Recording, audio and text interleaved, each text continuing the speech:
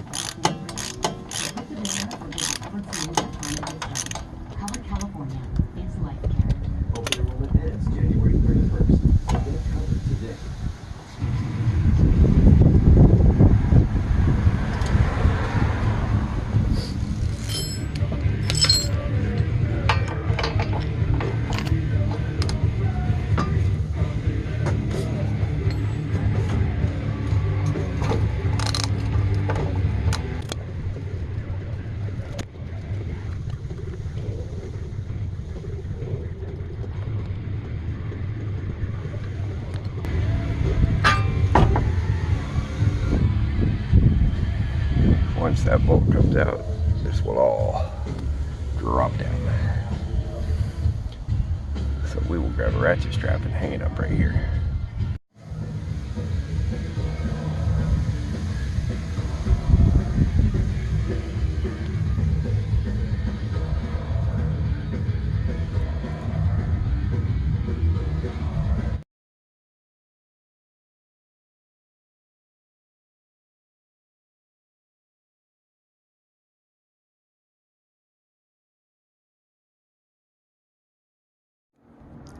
So this is how we're getting the upper off.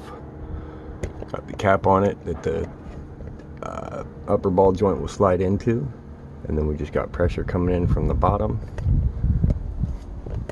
No impact. Got 22-inch on here, 3/4 inch just cheater bar in it. I think it's on there, yeah.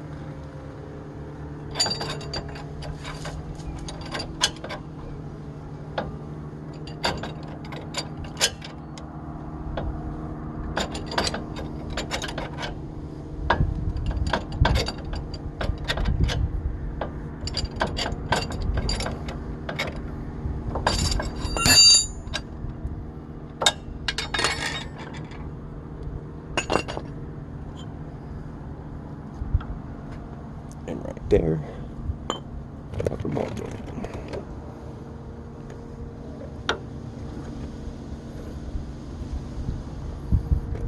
Now we'll get the lower out. I'll show you how I do that once I get it set up. Got the bottom set up with the cap big enough for the ball joint to go through. The stud goes through the bottom of it right here because there's a hole in it. And then we're just going to push it straight down, see what happens.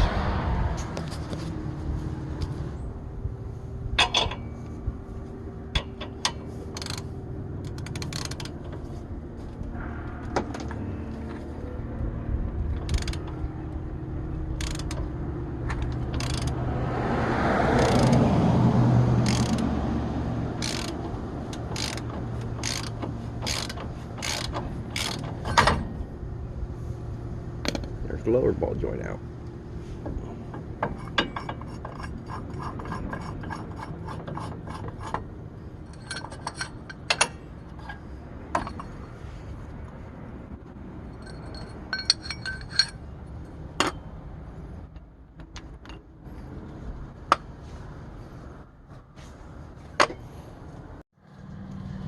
Bottom is in. This is how I got the top one pressed up into it.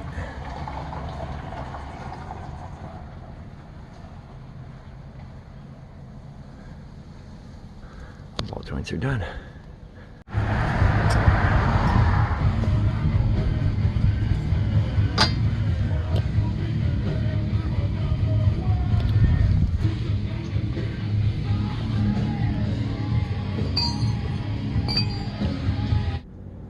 So these are the tie rods. As you can see, they're already done. You can see it tad. The Zerk fitting right there, that's the dead center of the tie rod. This is the old tie rod. The new ones were just a tad bit longer. You can't really tell from the camera, but that's about the angle, maybe. It's closer to about right there. The new ones were different size, or different length. So when you put the new ones on, you got to move the jam nut back because they're longer. But you need the distance right here to be the same from the center of the rack and pinion all the way out to the end of the tie rod, which is just your simple math. It goes by the center. On mine, you'll see a little indentation right here that holds the boot on to the inner tie rod. I didn't change the inner tie rods. If you're only changing the outer, any mark on the tie rod or on the inner tie rod will work to measure from. But I went from this notch right here because it was easy for my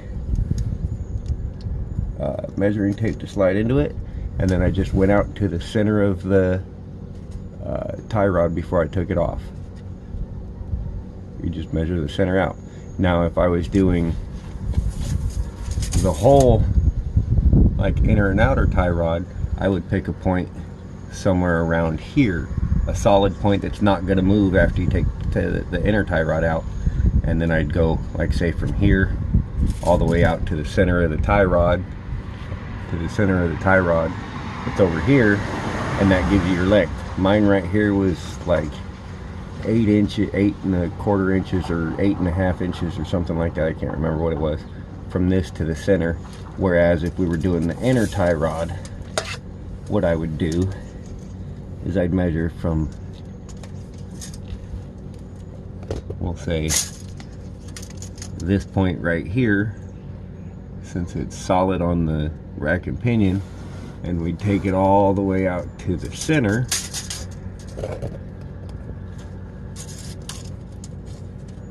like so, measure the center, and then when you put the new tie rod, the new inner and outer tie rod ends in, you'll put the inner end first, take it all the way down to your torque specs, come out to your center point right here, measure out to the center of the outer tie rod, and then tighten accordingly.